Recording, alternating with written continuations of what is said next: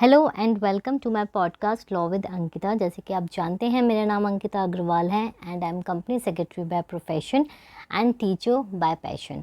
So in this podcast series we'll revise company law and we'll take one or two sections at a time.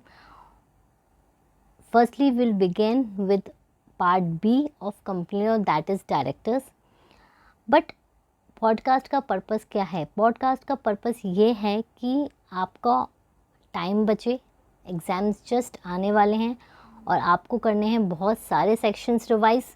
तो हर time एक class देखना या फिर book खोल के बैठना मन नहीं करता है अंडरस्टैंड। सो उसी के लिए मैंने पॉडकास्ट स्टार्ट करा है। आपको करना क्या है? आपको सिर्फ़ और सिर्फ मुझे अच्छे से सुनना है। आपको ज़रूरत नहीं है कि आप बुक्स निकाल के बैठो, उसमें साथ साथ पढ़ते रहो। There is no need. आप बस आंख बंद करके अगर मेरा पूरा पॉडकास्ट सुन लोगे तो आपका एक या दो टॉपिक जो भी मैं रिवाइज करा रही हूँ वो रिवाइज हो जाएगा। तो बेसिकली क्या होगा, आपका टाइम सेव होगा और आपको विदाउट स्ट्रेस की हर बार टेबल चेयर पे बैठ के पढ़ना है वो भी नहीं होगा। ठीक है, so let's begin. Ganpati Bappa Morya. और आज का जो टॉपिक है वो हम start. First episode, director identification number. ये डायरेक्टर आइडेंटिफिकेशन नंबर एक यूनिक आइडेंटिफिकेशन नंबर है। जब किसी भी एक इंडिविजुअल को किसी कंपनी में he wants to be appointed as a director, then it's preliminary और mandatory requirement is to obtain DIN. अब दो कंडीशंस होती हैं। एक आपका होता है एग्जिस्टिंग कंपनी में अगर आप अपॉइंट हो रहे हो, और सेकंड जब आप न्यूली इनकॉर्पोरेटेड कंपनी में अपॉइंट हो रहे हो। दोनों केसेस को हम वन बाय वन देखेंगे। First will talk about existing company. उसमें कुछ प्रोसीजर है जो आपको फॉलो करना है। मैं आपको सेक्शन वाइज बताऊंगी किस तरीके से आपको अप्लाई करना है। तो उससे पहले कुछ ज़रूरी चीज़ें जो आपको ध्यान में रखनी है। Number 1, no person shall continue or be appointed as director without obtaining DIN. Second, director director identification number includes DPIN, that is designated partnership identification number issued under LLP Act 2008. Okay. Second, अगर आपके पास एक दिन है तो वही valid रहेगा life time. जैसे कि हमारे पास पैन होता है तो 1 पैन 1 दिन, दैट्स इट। आप अगर डुप्लीकेट दिन रखते हो तो आपको सरेंडर करना पड़ेगा उसमें से एक दिन, because it's not legal as per law. Now, सबसे पहली condition, obtaining director identification number for propose director of existing company. तो सबसे पहले हमें क्या करना है, हमें चलना है अपने सेक्शन 153 पे, जो है एप्लीकेशन फॉर अलॉटमेंट ऑफ दिन। इसमें क्या करेंगे आप एज अ इंडिविजुअल, आपको सबसे पहले एमसीए पे जाके DIR 3 फॉर्म फिल करना है एंड उसके साथ कुछ सपोर्टिंग डॉक्यूमेंट्स हैं जो आपको लगाने हैं। सपोर्टिंग डॉक्यूमेंट्स में सबसे पहले आपका आएगा proof of identity.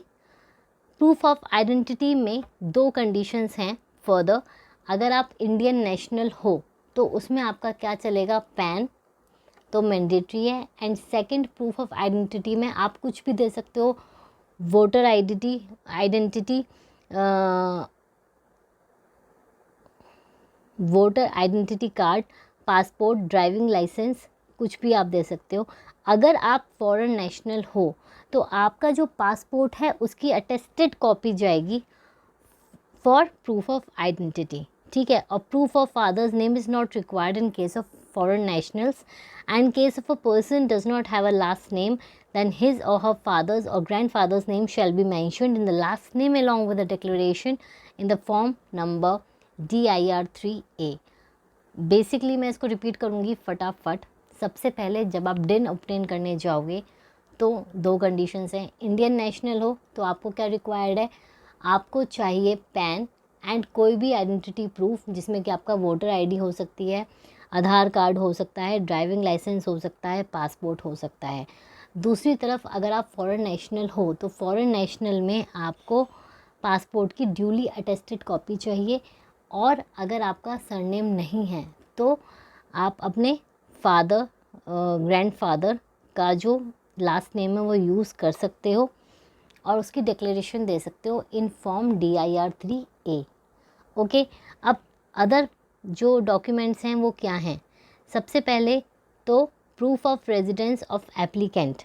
So duly attested address proof कौन क्या क्या हो सकता है?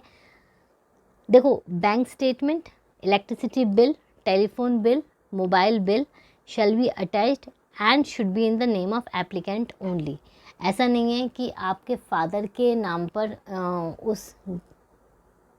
उस नाम पर आपके बिल्स आ रहे हैं, नहीं, आपके नाम पर होना चाहिए और ये 2 महीने से ज़्यादा पुराना नहीं होना चाहिए, ठीक है।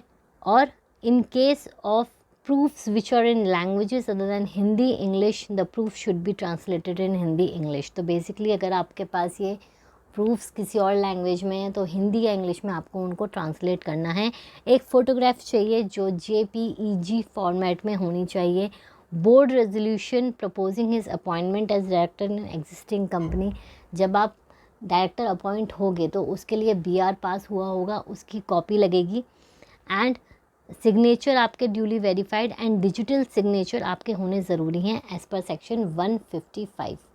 ओके, सो ये आपके कुछ डॉक्यूमेंट्स हैं जो इसके साथ जाएंगे। पेमेंट होगी एंड आपका जो ऑटोमेटिकली है वो डिन जनरेट हो जाएगा अगर ये सारे डॉक्यूमेंट्स आपके ओके हैं तो। अब एज़ पर सेक्शन 153 में हमने एप्लीकेशन दी।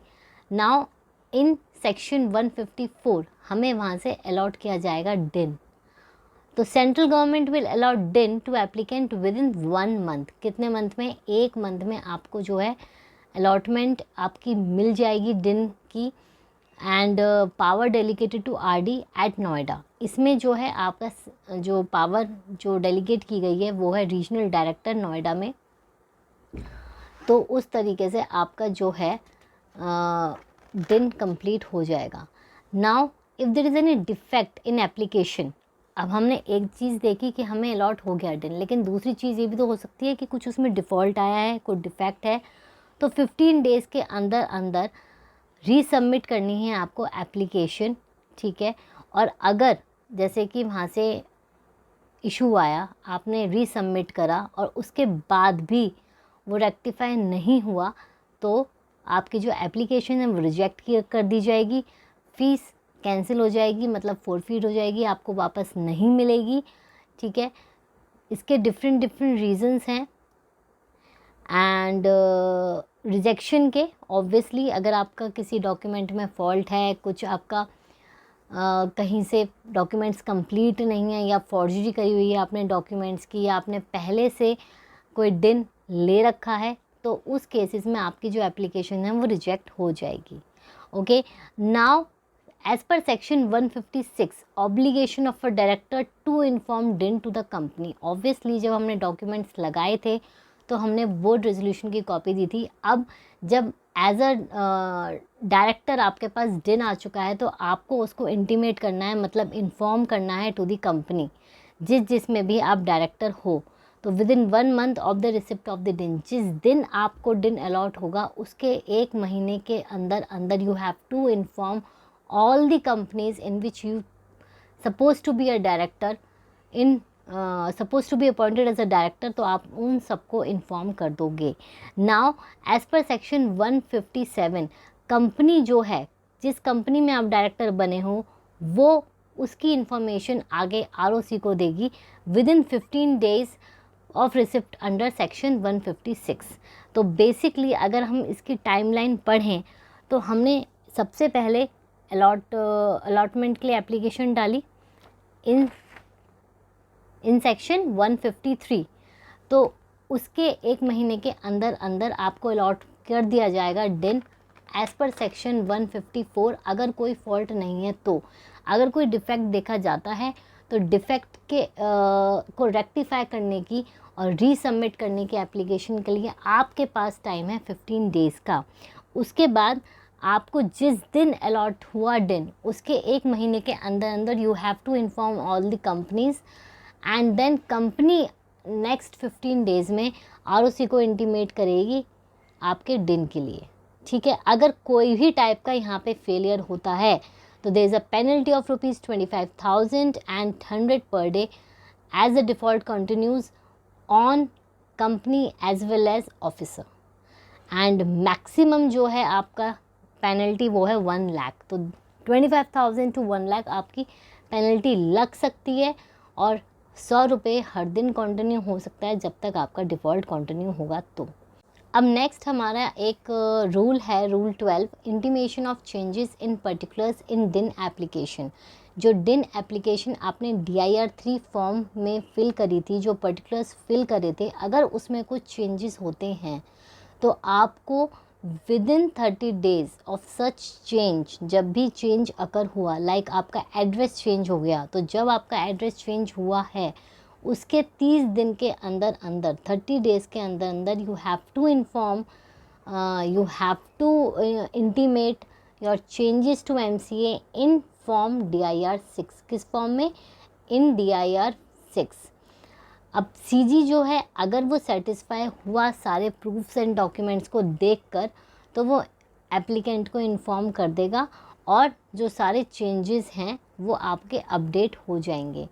और जैसे आपने पहले अपने अलॉटमेंट के टाइम पर जब आपको डिन रिसीव हुआ तो आपने कंपनी को इंटीमेट किया था, ऐसे ही जब आपके जो चेंजेस हैं वो ओके हो जाते हैं, अपडेट हो जाते हैं, तो उसके 15 डेज़ के अंदर अंदर you have to intimate such changes to the company as well. Next case कौन सा है? जिसमें कि आपकी जो कंपनी है वो न्यूली इनकॉर्पोरेट हो रही है।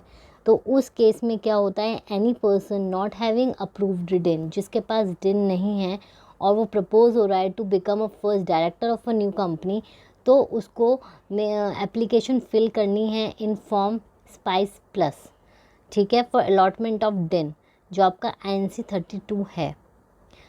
अब ये एक इंटीग्रेटेड फॉर्म है, वेब फॉर्म है, जो आपको मल्टीपल सर्विसेज देता है, जैसे नेम रिजर्वेशन, इनकॉर्पोरेशन, डिन allotment, mandatory issue of pan, mandatory issue of tan, mandatory issue of EPFO registration, mandatory issue of ESIC registration, mandatory issue of profession tax registration, that is for Maharashtra, ठीक है। तो ये सब basically चीज़ें होती हैं। और डिन जो है वो मैक्सिमम 3 प्रपोज डायरेक्टर्स के लिए प्रपोज्ड है। अगर आप उसके अलावा, अगर आपकी न्यूली इनकॉर्पोरेट कंपनी में इनिशियली 4 डायरेक्टर्स हैं तो 3 का जो है वो स्पाइस फॉर्म के साथ फिल हो जाएगा एंड एक जो डायरेक्टर रह जाएगा उसके लिए आपको सेपरेटली DIR-3 फाइल करना होगा।